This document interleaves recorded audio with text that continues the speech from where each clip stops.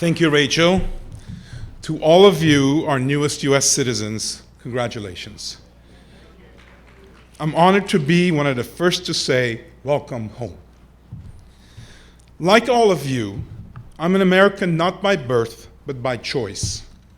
An ABC, American by choice.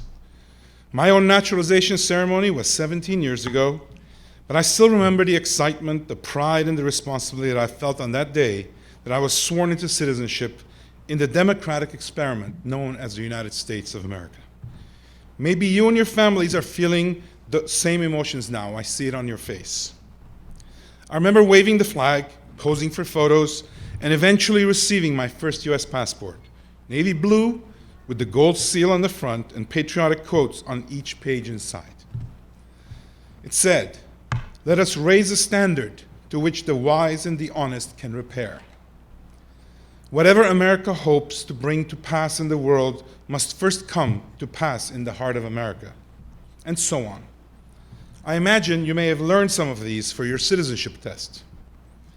In the years before my naturalization ceremony, my ancestors had been displaced from Armenia, then Bulgaria. My own family settled in Lebanon, then fled to Canada during Lebanon's civil war. In 1983, I moved here to the Boston area to attend graduate school. Being repeatedly displaced in that way wasn't easy, but as I often tell fellow immigrants, it has given me an advantage. I think of it almost as though we immigrants have an additional passport. Now, I don't mean a passport from the country that we hailed from, which allowed you to get on planes, allowed you to clear customs. I mean a passport to an entirely different way of thinking, to a mindset that comes easiest to us immigrants. It's a way of thinking that has led me to build more than 100 startup companies and invent many new scientific platforms, and I believe it will take you to new places as well. Let me explain. I arrived in Canada from Lebanon when I was 13, as was mentioned. I barely spoke the language, I'd never seen snow, and I was much more interested in Armenian folk dance than ice hockey. In any given interaction, I had no idea what was expected of me. As uncomfortable as that was at the time, it turned out to be an incredible gift. If you don't know what's expected of you, you're not bound by what's expected. You can ask, what if? And why not?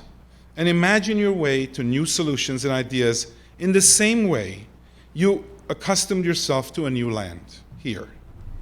You have permission to do things that others might consider completely unreasonable. I've often been criticized for being completely unreasonable. But if that immigrant passport that we all have had a quote embossed on the inside, I'd like to think it might be, why should we expect reasonable people doing reasonable things to deliver extraordinary results? The fact is, if you're trying to accomplish something that has never been done before, then you need to be at least a little unreasonable. If there were obvious, reasonable steps you could take to create something totally new, someone else would have already done it. This is why I often describe innovation as a kind of intellectual immigration.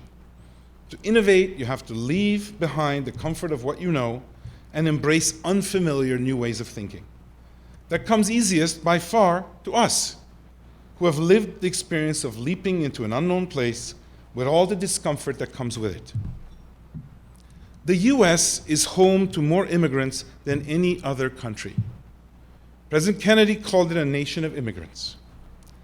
This land is not Iceland, it's not Ireland, it's not Finland, it's not Poland, it's not Thailand, it's not England, it's not Switzerland, it's not even Greenland. But if it was something land, it would be called immigrant land.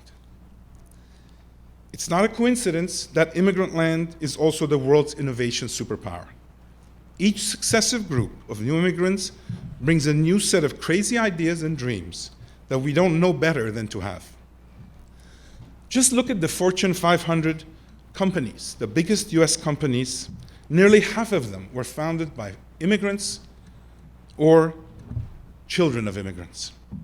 44% of US unicorns, private businesses that are today worth more than $1 billion, were founded by immigrants. And about a quarter of all US patents each year are granted to immigrants. Now, there will always be some people who will see you as somehow less American because you came from somewhere else.